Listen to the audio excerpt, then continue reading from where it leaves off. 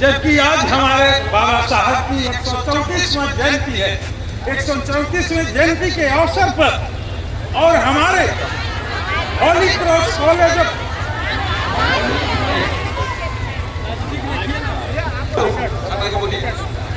आज के सुंदर अवसर पर आप सबका हार्दिक स्वागत है, हार्दिक अभिनंदन है। सोने से तन भरता है, मन नहीं भरता, रंग खुलता है, दिल नहीं खुलता। दिल खोल के आज के कार्यक्रम में आपका हार्दिक स्वागत है, हार्दिक अभिनंदन है। आज हमारे संविधान के रचयिता बाबा साहब भीमराव अम्बेडकर की 134वीं जयंती और उसी समय हमारे Holi cross college of nursing में जो अभी घटनाक्रम हुआ है उस परिप्रेक्ष्य में आक्रोश रैली है और उसी के कार्यक्रम में हम सब यहाँ एकत्रित हैं।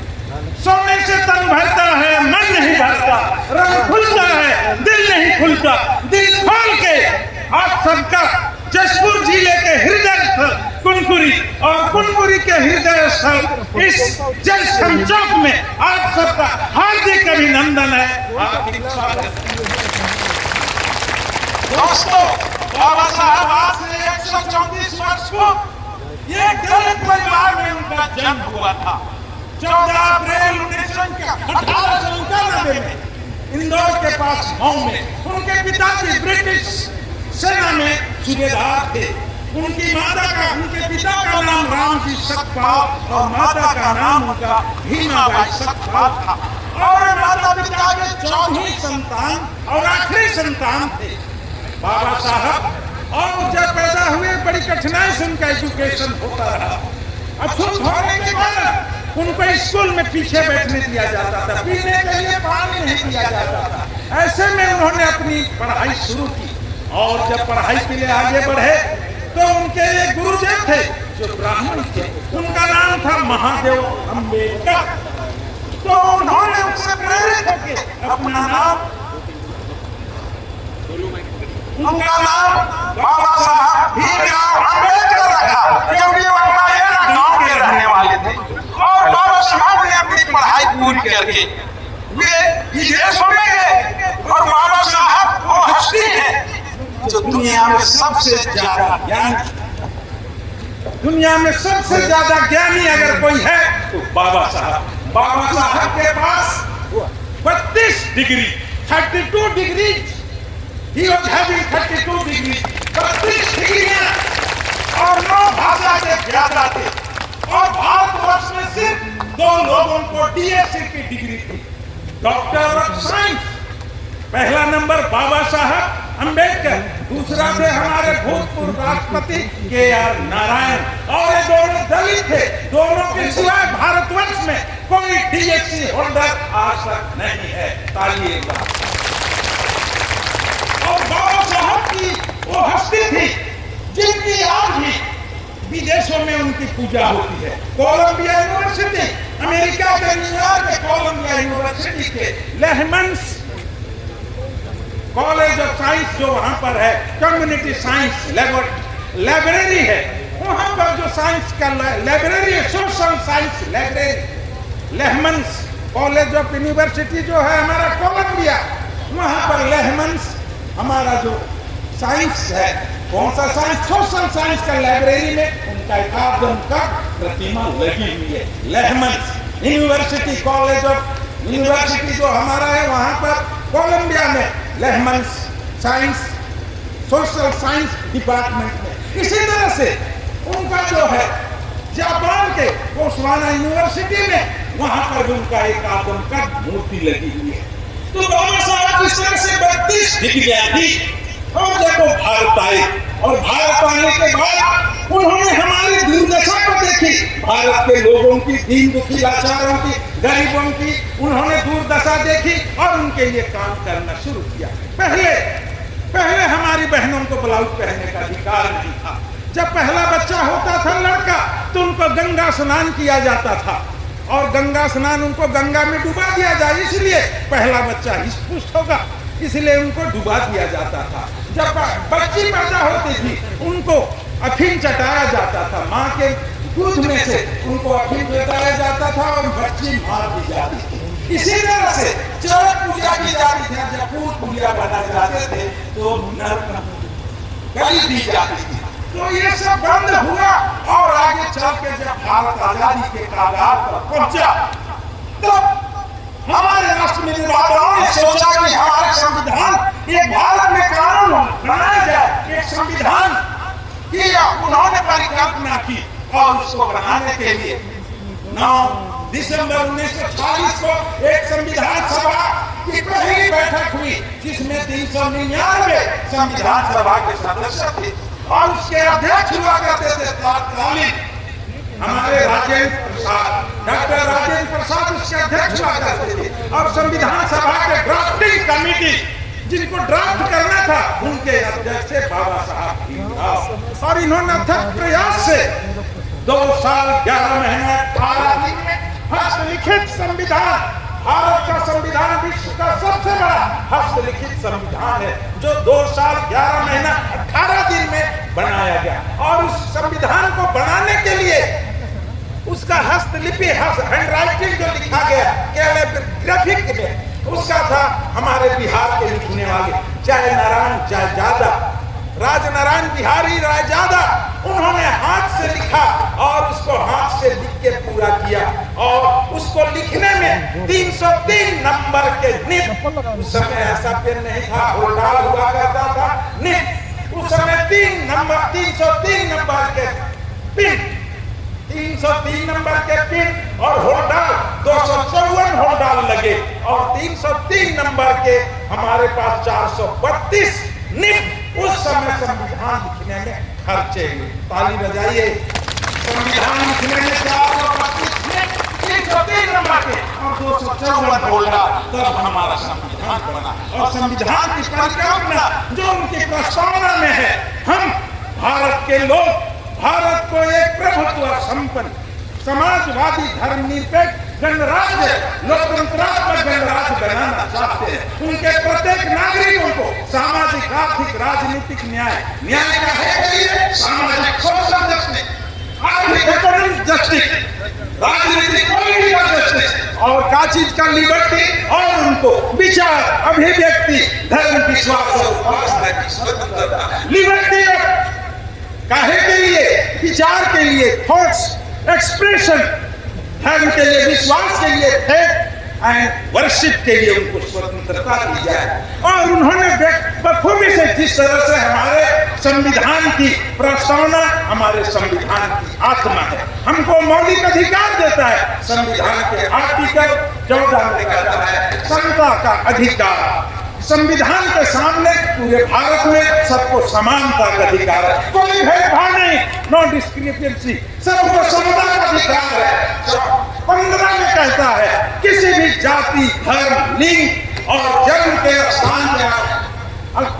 स्थान को लेकर किसी से भी भेदभाव नहीं किया जा सकता।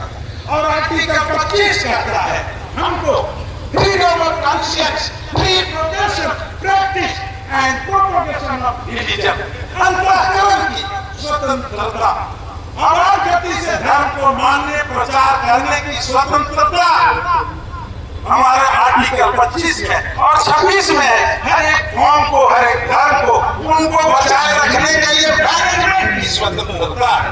और आर्टिकल 29 में कहता है उस धर्म को, उस समाज को protection in the interest of minority और संरक्षण देने का अधिकार। और इस खूबसूरती को आज हम कुछ वर्षों बाद देखते हैं हमारे ऊपर संविधान से खिलवाड़ किया जा रहा है। संविधान में हमको समता का अधिकार दिया गया, संविधान में हमको किसी भी धर्म को मानने का अधिकार दिया गया। Free profession, practice and propagation of religion, आवाज गति से धर्म को मानने प्रचार करने की स्वतंत्रता है। हाँ, जो जबरदस्ती से किसी को नहीं किया जा सकता। हम भी इसको कंडेम करते हैं। यदि कहीं जबरदस्ती किसी का धर्म प्रचार किया जाता है, उसको जबरन किया जाता है, तो इसका हम कंडेम करते हैं। और धर्म जो है, यहाँ हमेशा बात पीछे धर्मांतरण, हम चर्च भी कर रहे हैं, उपासना भी कर रहे हैं। धर्मांतरण, धर्मांतरण क्या है?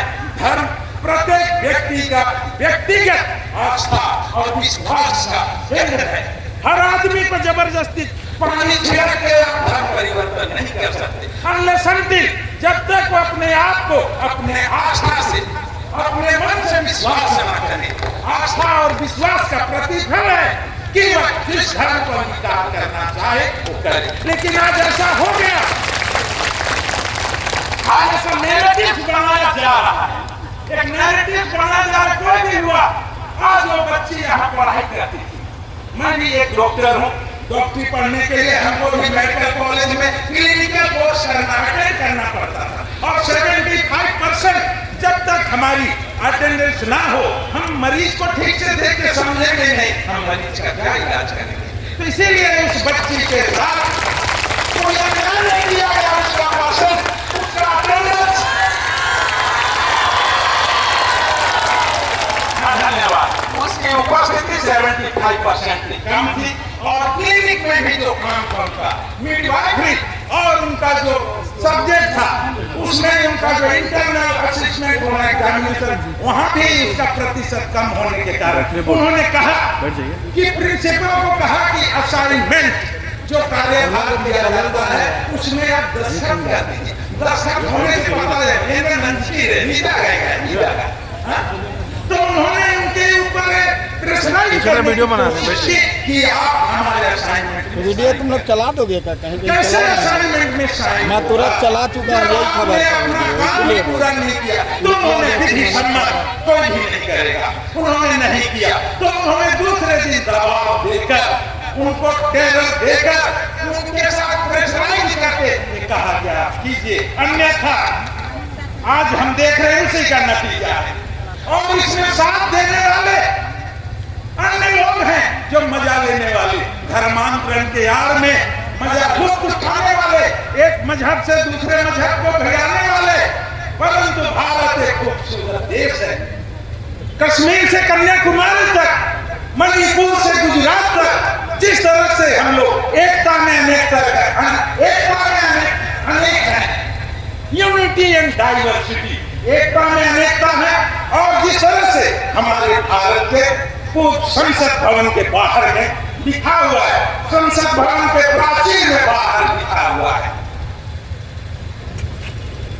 लिखा हुआ है, बाहर में लिखा हुआ है, अहम निजः करोति गणनालघुक्षेत्सा, अहम निजः करोति गणनालघुक्षेत्सा, उदारचरितानां वासुदेव कुटुंबः। उसके बाहर लिखा है यदि मैं और मैं हो तो वह निकृष्ट, एक घटिया इंसान का बात है मैं और मैं। उदार चरित्र वाला बोलता है सारा विश्व ही हमारा, उदार चरित्र नाम का वासुदेव कुटुंबः। उदार चरित्र वाला कहता है पूरा विश्व हमारा है। यहाँ तो हमारे देश में, हमारे जिले में एक दूसरे को नफरत से खंडित करने के, विभाजित करने की कोशिश की जा रही है। मजहब नहीं सिखाता आपस में बैर रखना, मजहब नहीं सिखाता आपस में बैर रखना। हम हैं, मजहब नहीं सिखाता आपस में बैर रखना। हिंदी है हम, वतन है हिंदुस्तान हमारा, हिंदुस्तान हमारा। अब तो बजा वतन है हम, हिंदुस्तान हमारा, हिंदुस्तान हमारा। आज हमेशा रोज नफरत का छींटे फेंके जा रहे हैं, ना रंग मजहब का, ना रंग मजहब का, ना रंग नफरत का छींटो। रंग ऐसा भरो जिसके हर छींटे में मोहब्बत की मोहब्बत हो। रंग ऐसा भरो जिसके हर छींटे में मोहब्बत की मोहब्बत। यहाँ तो हम बात बात में धर्मांतरण, धर्मांतरण। ये बाबा हम भी आपके संगी हैं, आपके भाई हैं, आप हमको अलग मत कीजिए। और यहाँ साथ देने वाले कैसा साथ देते हैं, आज झूठ को सच बता देते हैं, झूठा मिथ्या आरोप लगा देते हैं। इसके लिए मैं कहना चाहता हूँ अर्जुन सिद्धांत की और लाइनों को मैं याद दिलाना चाहता हूँ। झूठा आरोप, लश्कर भी है तुम्हारा, लश्कर भी तुम्हारा, सरदार भी तुम्हारा, झूठ को सच लिख दो, अखबार भी तुम्हारा।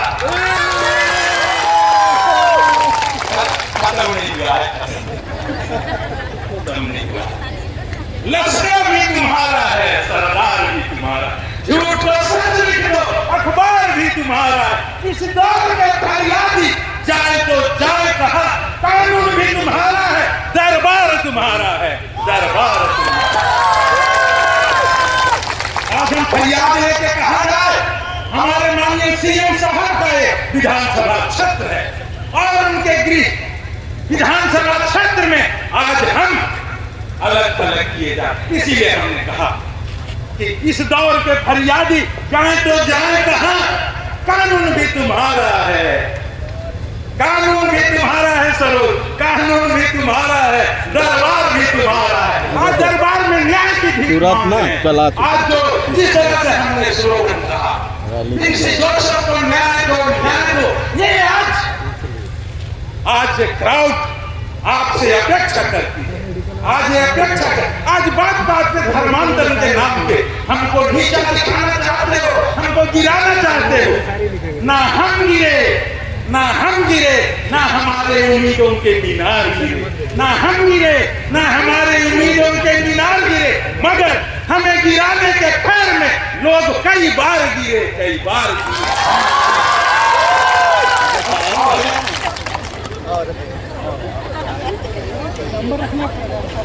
ना मैं, ना हम गिरे, ना हमारे उम्मीदों के मीनार गिरे, मगर हमें गिराने के पैर में लोग कई बार गिरे,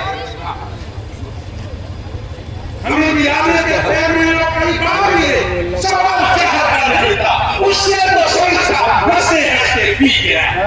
तकलीफ लोगों को तब हुई जब हम पीकर पी गए। तो आज किस तरह से आज हमको बाबा साहब अम्बेडकर की जयंती के अवसर पर जो उन्होंने संविधान पे हमको जो हक और अधिकार दिया, संविधान ही है, आजाद भारत में संविधान ही है कि आजाद नागरिक को हक और अधिकार दिलाने का एहसास दिलाता है। लेकिन यदि हमारे मौलिक अधिकार पर ही खतरा मंडराने लगे तो हमको मजबूरन रैली के रूप में, रैली के रूप में यहाँ एकत्रित होना है। आप यहाँ आए और आप लोगों ने यह एकत्रित होकर आक्रोश रैली के रूप में और बाबा साहब अम्बेडकर की 137वीं जयंती में आप लोगों ने शिरकत किया।